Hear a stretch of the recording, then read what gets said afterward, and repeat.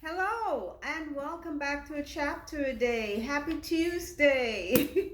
I hope your work week is going well for those of you who are out in the workplace, and for everyone who is not, then whatever you're doing at home, I pray that it's being successful and you're being blessed.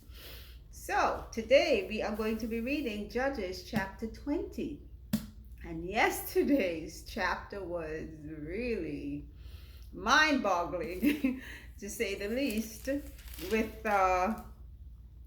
this man from Mount Ephraim who had a concubine, and she maybe played around on him, as they say, played the harlot or the whore, they said, as the Bible stated, and then ran away, left, and went to her husband's house.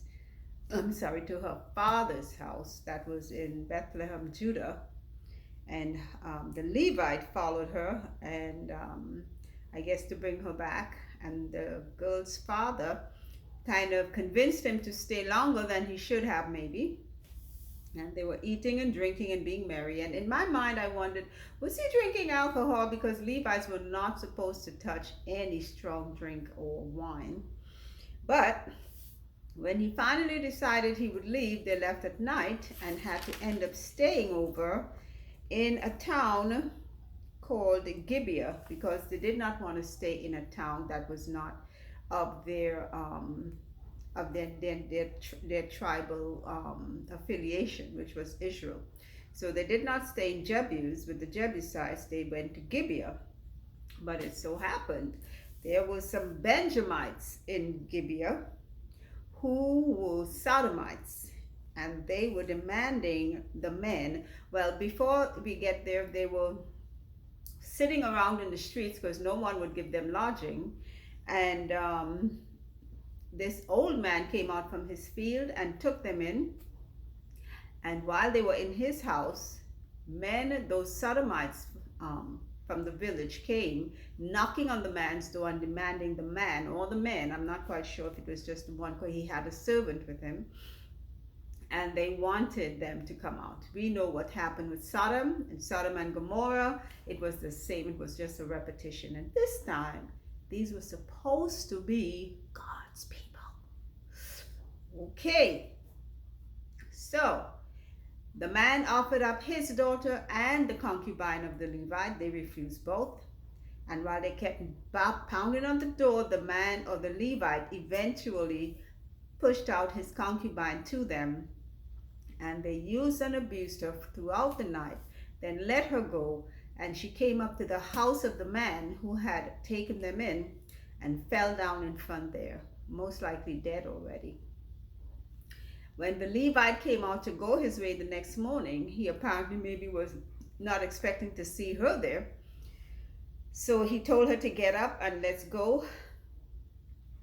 And she couldn't get up because apparently she was either really close to death or already dead.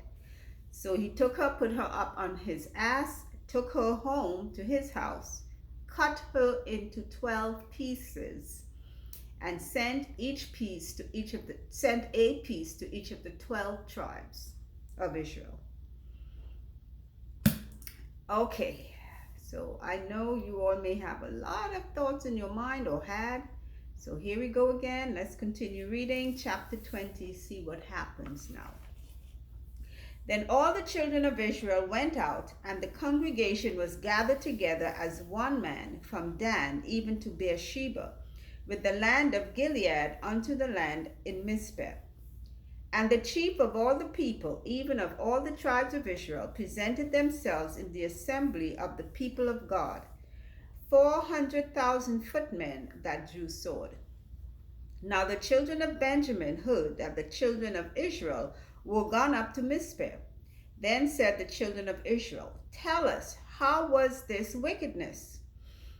And the Levite, the husband of the woman that was slain, answered and said, I came into Gibeah that belongeth to Benjamin, I and my concubine to lodge. And the men of Gibeah rose against me and beset the house round about upon me by night, and thought to have slain me, and my concubine have they forced that she is dead. So update.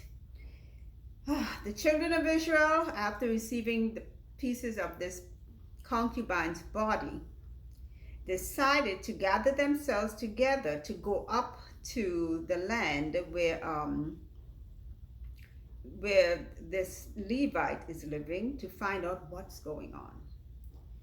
So the chief of all the tribes come together and present themselves. There were 400,000 footmen that drew the sword because they were ready to take care of whatever craziness was going on.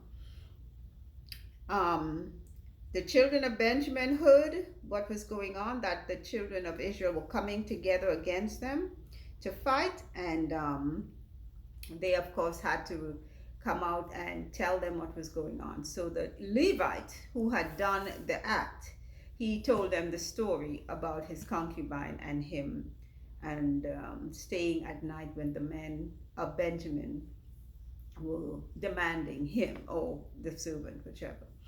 So verse 6, and I took my concubine and cut her in pieces and sent her throughout all the country of the inheritance of Israel, for they have committed lewdness and folly in Israel.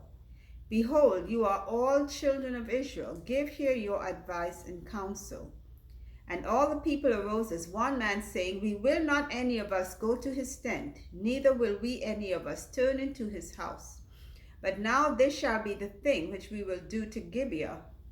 We will go up by lot against it, and we will take 10 men of 100 throughout all the tribes of Israel, and 100 of 1,000, and 1,000 out of 10,000 to fetch victual for the people, that they may do when they come to Gibeah of Benjamin, according to all the folly that they have wrought in Israel. Okay, so let me see if I understand what's gone on so far. So after the Levite gave the story and said that the children of Israel have committed lewdness and folly in Israel, which he was right about, because you have the Danites with their idolatry, with their images they took from Micah's house. Now you have the Benjamites practicing sodomy, and he committed murder straight up, but in a horrible way. So they are all sinning against God, and they're supposed to be God's people. The children of Israel, and he says, give your advice and counsel. And they all got together and said, we are not going to your house.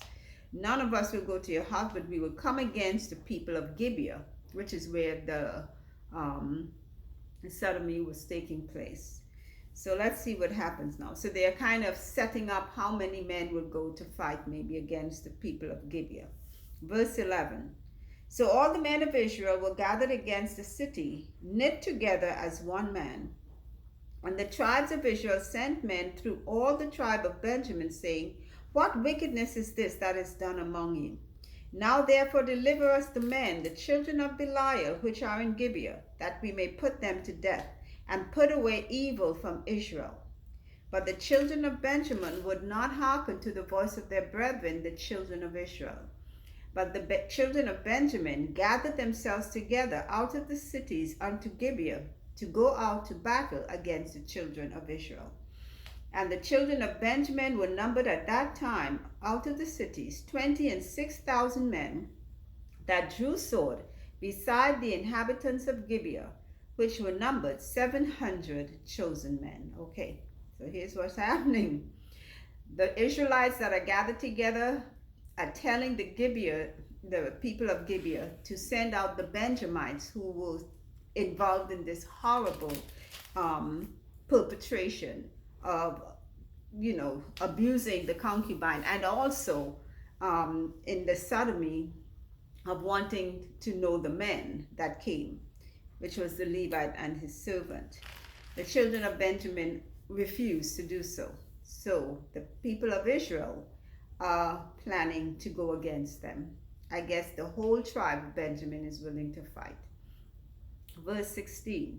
Among all this people there were 700 chosen men left-handed. Every one could sling stones at an hairbreadth and not miss. And the men of Israel beside Benjamin were numbered 400,000 men that drew sword. All these were men of war. So the children of Israel really outnumbered the children of Benjamin But the children of Benjamin had good, well, not swordsmen, but what do you call them? Slingshotters, I guess. People who can use a slingshot well because they were left-handed. Whew. Verse 18. And the children of Israel arose and went up to the house of God and asked counsel of God, and said, which of us shall go up first to the battle against the children of Benjamin? And the Lord said, Judah shall go up first. And the children of Israel rose up in the morning and encamped against Gibeah. And the men of Israel went out to battle against Benjamin. And the men of Israel put themselves in array to fight against them at Gibeah. So they are going by tribes. So they sought counsel of God, and God told them, let Judah go first. So Judah would be the first set to go fight with Benjamin. Verse 21. And the children of Benjamin came forth out of Gibeah and destroyed down to the ground of the Israelites that day 22,000 men. And the people, the men of Israel, encouraged themselves and set their battle again in array in the place where they put themselves in array the first day. And the children of Israel went up and wept before the Lord until even, and asked counsel of the Lord, saying, shall I go up again to battle against the children of Benjamin my brother? And the Lord said, go up against him. And the children of Israel came near against the children of Benjamin the second day. And Benjamin went forth against them out of Gibeah the second day, and destroyed down to the ground of the children of Israel again 18,000 men, all these drew the sword. So apparently the Benjamites are strong in battle. They mentioned the 700 left-handed men who can sling a shot close within a hair's breadth. And they are defeating all of these men of Israel. Now, I would say this. If you know you aren't living well with God, and they are going to ask God, now this reminds me so much of Saul, which we will read later on. When King Saul wanted to know what was what with God, but he had no communication with God anymore because he allowed himself to be cut off from God by his wicked heart. He went to an evil witch. He went to a witch to find out what is going to take place. Now, I tell you this, Satan knows the job he's going to be doing, and he knows what God is going to allow him to do. So don't think that there's somebody who can tell you. You can go to somebody who's not even connected to God so they can tell you what's going on in your life. That is foolishness. In other words, you're just asking the devil, what does he plan to do with you? That's really what you're asking. And this is exactly what was going on with them.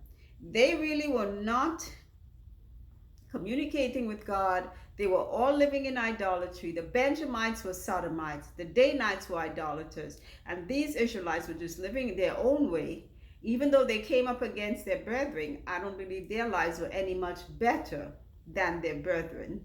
So the Benjamites, who were the perpetrators or the wicked ones, I would say, they kept beating their own brethren, and they were less in number. Okay. Verse 26. Then all the children of Israel and all the people went up and came unto the house of God and wept and sat there before the Lord and fasted that day until even, and offered burnt offerings and peace offerings before the Lord. And the children of Israel inquired of the Lord, for the ark of the covenant was there in those days. And Phinehas, the son of Eleazar, the son of Aaron, stood before it in those days, saying, shall I yet go out to battle against the children of Benjamin my brother, or shall I cease? And the Lord said, go up, for tomorrow I will deliver them into thine hand. So apparently they had a priest who could communicate with God for them, and the priest is saying, from what he heard from God, yes, go on up. Remember, they went up twice and were conquered. So now they're going to go up again. Verse 29. And Israel set liers in wait round about Gibeah. And the children of Israel went up against the children of Benjamin on the third day, and put themselves in array against Gibeah, as at other times. And the children of Benjamin went out against the people, and were drawn away from the city. And they began to smite of the people and kill, as at other times in the highways, of which one goeth up to the house of God, and the other to Gibeah in the field, about 30 men of Israel.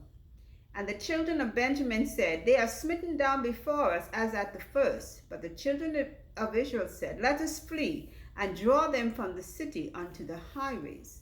And all the men of Israel rose up out of their place, and put themselves in array at Baal Tamar.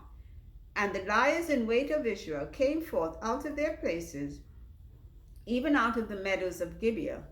And there came against Gibeah 10,000 chosen men out of all Israel. And the battle was sore, but they knew not that evil was near them.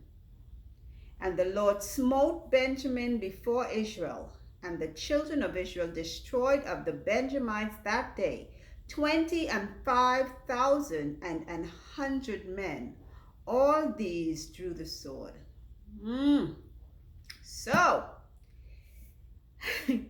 finally, God allowed them to conquer Benjamin, or the Benjamites, because they set a trap for them. They kind of lured them out of the city.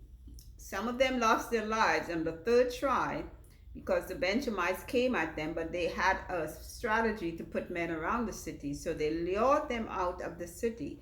And when they came out into the highways, that's when they got to them and they slayed them, and they killed 25,000 and 100 men. And Benjamin was a small tribe. So let's see what happens. Verse 36. So the children of Benjamin saw that they were smitten, for the men of Israel gave place to the Benjamites, because they trusted unto the liers in wait which they had set beside Gibeah. And the liers in wait hasted and rushed upon Gibeah, and the liers in wait drew themselves along and smote all the city with the edge of the sword. Now there was an appointed sign between the men of Israel and the liers in wait, that they should make a great flame with smoke rise up out of the city. And when the men of Israel retired in the battle, Benjamin began to smite and kill of the men of Israel about 30 persons, for they said, Surely they are smitten down before us as in the first battle. But when the flame began to arise up out of the city with a pillar of smoke, the Benjamites looked behind them, and behold, the flame of the city ascended up to heaven. And when the men of Israel turned again, the men of Benjamin were amazed, for they saw that evil was come upon them. Therefore they turned their backs before the men of Israel unto the way of the wilderness, but the battle overtook them, and them which came out of the cities they destroyed in the midst of them. So apparently what they did was to light a fire on the city, and when that flame went up, that was a sign that the children of Israel should go back to smite the Benjamites, who had seemed to turn their back, thinking, well, hey, we got the victory again. Verse 43. Thus they enclosed the Benjamites round about, and chased them, and trod them down with ease over against Gibeah toward the sun rising. And there fell of Benjamin 18,000 men. All these were men of valor. So in addition to the 25,000 that they killed prior, now another 18,000. And they turned and fled toward the wilderness unto the rock of Rimmon. And they gleaned of them in the highways 5,000 men, and pursued hard after them unto Gidom, and slew 2,000 men of them. So that all which fell that day of Benjamin were 25,000 men, and that drew the sword. All these were men of valor. So they had really strong fighters. But you know what? When God is with you in a battle, you win. When God is not with you, you're going to lose. Verse 47. But 600 men turned and fled to the wilderness unto the rock Rimmon, and abode in the rock Rimmon 4 months. And the men of Israel turned again upon the children of Benjamin, and smote them with the edge of the sword, as well as the men of every city, as the beast, and all that came to hand. Also they set on fire all the cities that they came to. Wow. So they were on a rampage to destroy that whole tribe of Benjamin, because I mean, really and truly, sodomy, that's something God destroyed that city of Sodom for. I'm sure there may have been other sins beside that, maybe in Gomorrah, but that was something that was just abominable to God.